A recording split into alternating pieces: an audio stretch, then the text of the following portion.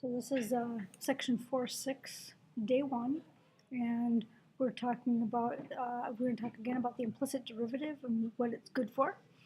So we're looking at this section. It's called related rates, and the essential question is how can derivatives be used to evaluate rates? And then just a comment here. Yep, it's time to put implicit on the map. So this is what we learned implicit differentiation for. So let's look at how we can use derivatives to evaluate rates. So before we get started, just a quick review problem. If you look at your notes 2 pages ago, you don't really need to write this down, but consider a sphere. So here's a sphere with radius of 10 centimeters. And if the radius changes 0.1 centimeters, which is a really small amount, how much does the volume change? So if the radius, let's say the radius gets bigger by 0.1 centimeters, so we know that the volume for a sphere is 4/3 pi r cubed. And we can differentiate that. So dV dr, really, if we differentiate that, is 4/3 times 4/3 pi times 3r squared. So the 3's cancel. And then we can put in the differential 0.1 centimeters, and we get a incremental change in volume of 40 pi cubic centimeters. And so I'm presenting this in this fashion because this is really similar to what we're going to do today. So if we went to a 0.1, that small incremental change in radius, then that is going to correspond to a 40 pi, or roughly a 120 cubic centimeter change in volume. And so the one thing we're going to do with related rates problems is we're going to draw a picture and label it with known and unknown quantities, write an equation to relate the variables, differentiate both sides with respect to time. This is going to be the thing that we're going to add to that expression we just got done talking about. And that requires a chain rule for each variable. I'll get into more of that as we go through these steps. Get your still shot, and I'll explain what that means, but that basically means get a picture of what's happening at a specific point in time so that you can get some more numeric information, and then evaluate what you have. So let's talk about that sphere we were just talking about, and let's change up the question a little bit. Now suppose the radius is changing at an instantaneous rate of 0.1 centimeters per second. So it's like blowing up a balloon, basically. So for instance, as we blow this up, you can see how the radius is increasing. And so we can see that radius is getting bigger by 0.1 centimeter per second, which is about a millimeter per second. So as that radius increases, the volume increases as well. And that increase is a continual process. It's never stopping, of course, until the balloon pops. But that's always getting larger and larger radius, which means getting larger and larger in volume. And so let's take a look at what that means then. So here's our sphere, and we can have it be at some random location. Here's what early on when the balloon is small, and as it gets as we go farther and farther in time, it gets larger and larger. So this could be our snapshot in time right there. And at that snapshot in time, we have a radius of 10 centimeters. And we know that the radius is growing at 0.1 centimeters per second. So you notice that's a rate. That's an increase in radius with respect to time. So if we go back to our expression for volume, So this is what we're trying to answer. How is our volume changing with respect to time? So if we go back to that volume equation, what we're really doing is we're saying differentiate the volume with respect to time. And so that's going to require us to differentiate the radius with respect to time. So the way we do that is we differentiate the radius like we would using the power rule. But this derivative is respect to the variable r. So we follow it up with the chain rule of dr dt to get it to be a rate with respect to time. And so this is where our chain rule comes in here. So we've got the derivative of r with respect to r. That means do the power rule on r times the derivative of r with respect to t. And now we can go ahead and plug in what we know. So I simplified by canceling out the 3's here. And then I can go ahead and plug in 10 centimeters for the radius, 0.1 centimeter per second for the rate. And so we have a rate of 40 pi centimeter cubed per second. So every second we're tacking on another 40 pi, which is about 120 cubic centimeters to this volume when we are at that size. So this is an exact answer, but it's an answer just as we're passing through this dimension. So as we get to a bigger dimension, then this value will change, and so this rate will also change. Let's try this with a cylinder. So let's pretend that this cylinder here is changing with respect to time. So if we notice this cylinder right now is changing just its height with respect to time. In other words, the radius right now is constant. Okay, so when we're changing our height and our radius is constant, we can treat this r squared like a constant value since it's not changing. And so this derivative then would be pi r squared dh dt. So the dh dt comes from the fact that the derivative of h is 1, and then we follow it up with a chain rule, dh dt. Let's take a look at when the radius changes. So when the radius changes, it's something like this. So if we notice the height is constant, and so this h is treated as a constant, and since the radius is changing, we're going to have to differentiate this variable r squared with respect to time. And so as we do that, we're going to have pi times 2r times dr dt, so that's the derivative of the radius with respect to time, that's our chain rule, times h. H is a constant, so that's treated just like pi. And let's see if let's look at when they both change. So not only is the radius changing, but the height is changing as well. And so that means both radius and height can need to be differentiated with respect to time. And since they're multiplied together, we need to use a product rule here. And in reality, it's just these two added together because they're happening simultaneously. So we can just differentiate them. We can differentiate the height. So it's pi r squared dh dt, just like we did earlier, plus, so that's the first times the derivative of the second. Then we're going to have the derivative of the first times the second. So here's the derivative when they're both changing at the same time. So you'll need these expressions to work on WebAssign, especially the earlier parts of the homework.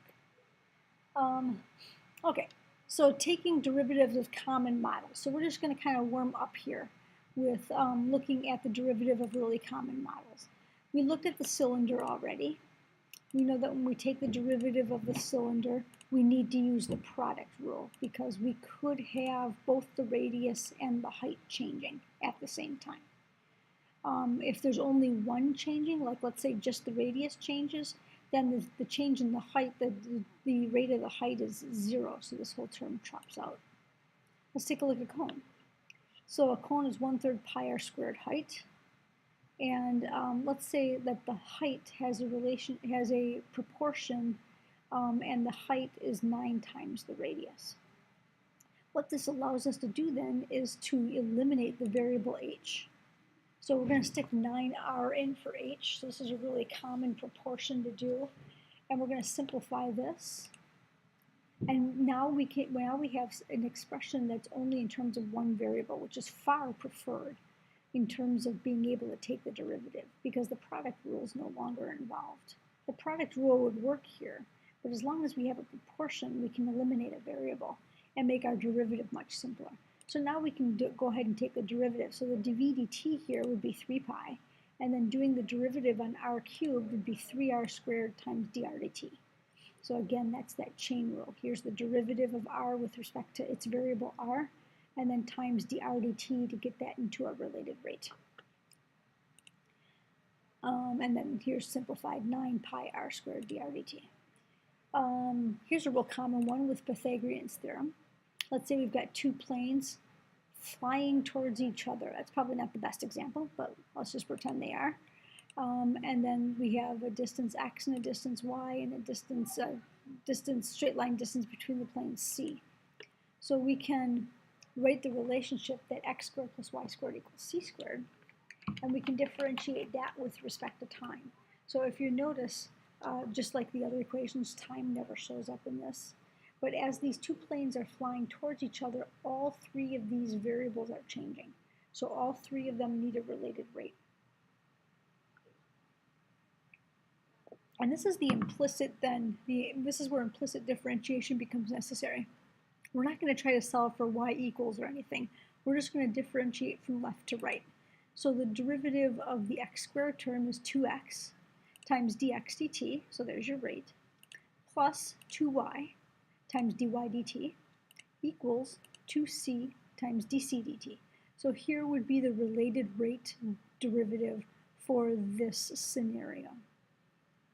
There's another variation of the Pythagorean theorem. And we can just we can cancel out the 2's if we want to. Here's a different relationship to the Pythagorean theorem here when one side is constant. So for instance, here's a ladder, and we can see that it makes a right angle similar to this picture. And let's just call this distance x. And let's pretend, we'll call this dimension y. And we'll call the hypotenuse c. Let's pretend that this ladder is going to slide down the building. Let's say it's out too far from the building, so when somebody starts to climb up, it starts to slide down. Even as this ladder slides down, this measurement, if the ladder's 10 meters long, that measurement's not going to change. But the ladder is going to pivot, and this dimension is going to decrease, and as it slides away, this dimension x is going to increase. So as we take the derivative here, what we first can do is substitute in 10. That's a constant. It's never going to change as this ladder is sliding. So now, as we differentiate, I'm just going to simplify that. We can say 2x times dx dt. There's the derivative for the related rate derivative for x squared. Here's the related rate derivative for y squared, 2y dy dt. And then that equals the derivative of 100, which is 0. So this is a special situation where we have one side being a constant, and so it doesn't have a related rate. Its length is not changing with respect to time. And we can cancel the 2's again. Let's take we've talked a little bit about a sphere. We've had a couple of examples of the sphere. I want to talk about surface area though, because sometimes we ask about the surface area of a sphere. So the related rate here is, we could ask how the surface area of that balloon was changing as that balloon was stretching and being blown up. And so as we differentiate the surface area with respect to time, 4 pi is a constant. The derivative of r squared is 2r dr dt. And so there's the related rate derivative for the surface area of a sphere. And of course, we've already done the volume. And so here's the volume for the related rate expression for the sphere. So let's try a cube. A cube is also a nice dimension because the surface area of a cube is if you think about it, this face here is x times x, or x squared. And so that's the front and the back. But it's also the left and the right side, and the top and the bottom. So we have 6 of those faces. So surface area is 6x cubed. If we differentiate that, that's going to be 6 times 2x times dx dt, or 12x times dx dt. We could also look at the volume. The volume is x cubed, and differentiating the volume is 3x squared dx dt. So those are just some examples on how to differentiate related rates for different geometric shapes, just to kind of give you an idea. So let's take a look at this problem. We have water draining from a cylindrical tank, and it's draining at 45 liters per second. So if we think about this water draining from a tank here, that's like the cylinder's height changing. So it says, how fast is the surface dropping in a tank that has a radius of 1 meter? So if the surface is dropping, that means we're looking at how fast this height is changing. The first thing is we need to look at what 45 liters per second is and how that fits into the problem. So 45 liters per second is a measure of volume. Remember, liters is a liquid measurement for volume. Since the tank is draining, we give that a negative rate, because that means we're losing that much liquid every second. But we need this in units of meters, and so we have to remember that 1 liter is 1,000 cubic centimeters. So that means we really have 45,000 cubic centimeters per second. So remember, cubic centimeters are like those little plastic cubes. So now we need the relationship between radius and volume for a cylinder. So a radius of 1 meter is 100 centimeters. And so going back to our geometric shape, we know that the radius is not changing, so the rate of change of the radius is 0. The rate of change of the volume is negative 45,000. We don't know our height, and we don't know the rate of change of height. In fact, that's what we're trying to find. So we need a formula to relate the volume and the height. So that's this expression right here, pi r squared times height. And we've differentiated this a few times already. So what is changing here? The height is changing. What is not changing? The radius is not changing. That's constant. So we just need to differentiate that with respect to the height. So it's pi r squared times dh dt. Notice we don't need to know the height, because when we differentiate the height, it becomes 1 times dh dt. So since this is our related rates expression, now we know we have 45,000 cubic centimeters, and we know we have a radius of 100 centimeters. We need to square that. Now we can find how fast our height is changing. So, so we need to divide by pi times 100 centimeters. And so this is 100 centimeters squared is 10,000. So at this point you could grab a calculator too if you wanted to. So it's 45,000 divided by 10,000 is 4.5. So it's negative 4.5 divided by pi, or about negative 1.432 centimeters per second. So this surface is lowering about 1.432 centimeters every second.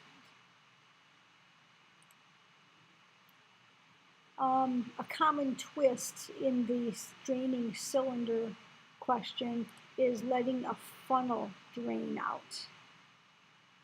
So same sort of problem, but now we're talking about an inverted cone. In other words, an upside down cone. And so we're looking at this, but it's like this. That makes sense.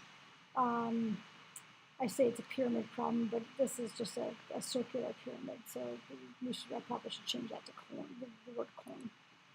So we know the volume of a cone is 1/3 pi r squared h. And we're going to have this relationship, the same relationship I set you up a little earlier with. We'll have the relationship that the height is 9 times the radius.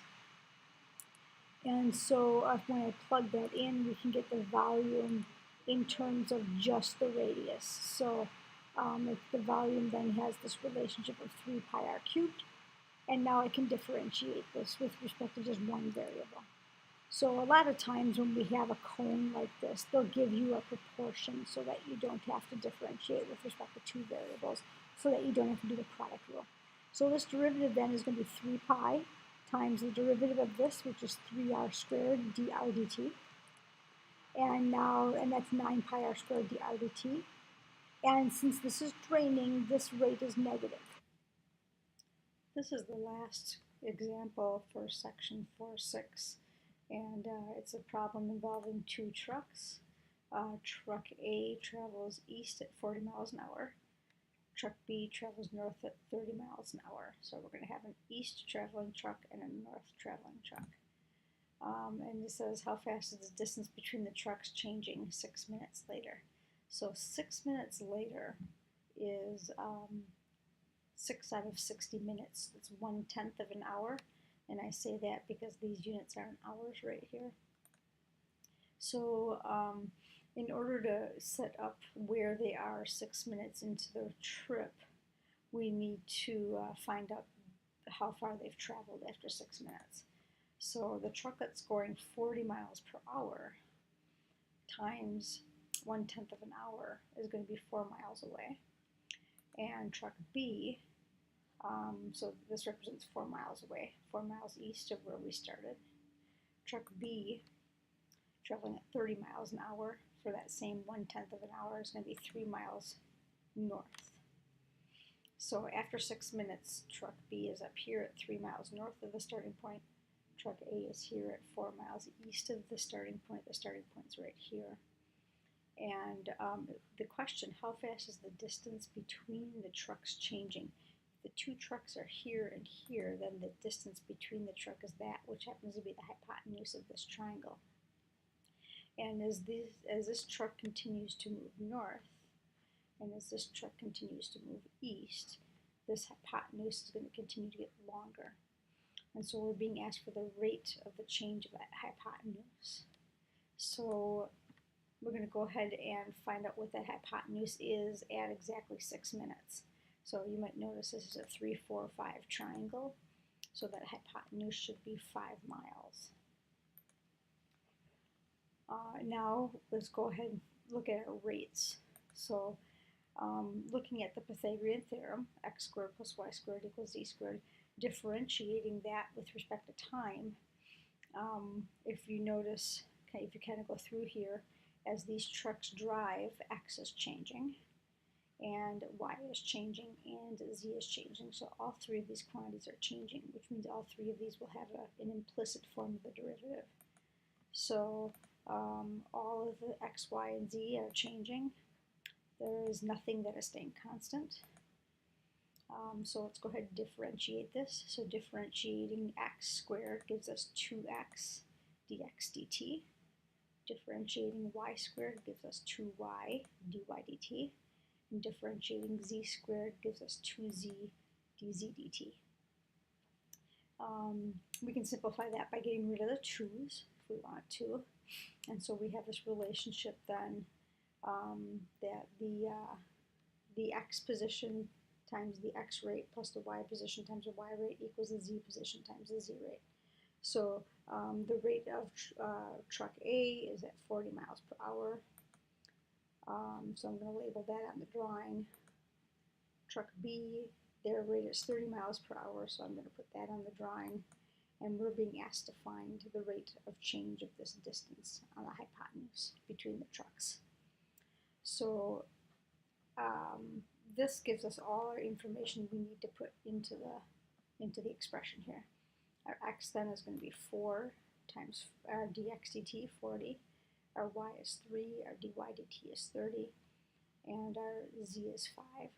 So calculating this out then, 4 times 40 is 160, 3 times 30 is 90, so this whole thing is 250.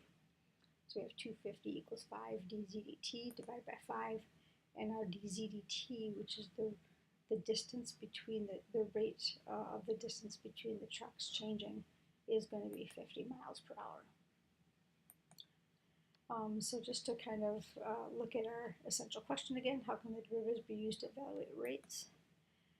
Derivatives are instantaneous rates, and we're going to need to use implicit differentiation to find the answers to these related rates questions. At this point, you should have enough information to do day 1 of the related rates homework.